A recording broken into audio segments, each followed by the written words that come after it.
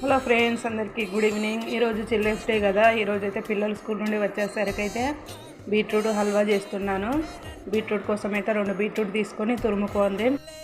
ఆ తర్వాత 1 కప్పు పాలు, 1/2 కప్పు షుగరు, డ్రై ఫ్రూట్స్, ఇలాచి పొడి, నెయ్యి, ఒక గిన్నె పెట్టుకొని 1 స్పూన్ నెయ్యి వేసుకొని డ్రై ఫ్రూట్స్ అయితే ఫ్రై చేసుకోవాలి.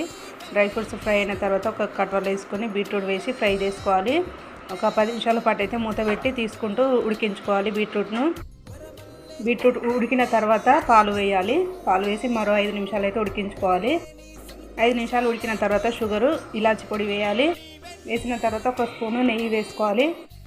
తర్వాత షుగర్ సిరప్ అంతా దగ్గర పడేంత వరకు ఉడికించుకోవాలి. అలా ఉడికిన తర్వాత వేంపి పెట్టుకున్న డ్రై ఫ్రూట్స్ వేసుకొని చల్లారిన తర్వాత బీట్రూట్ హల్వా చేసి నేను ఫ్యాన్ కింద పెట్టిన చల్లారాలనే పిల్లలు నాకు కనబడకుండా వేసుకొని తిన్నారు. నేను చూసేసరికి గిన్నె కాలు ఉన్నది నేను వేసుకొని తిన్నా. సూపర్ ఉన్నది టేస్ట్.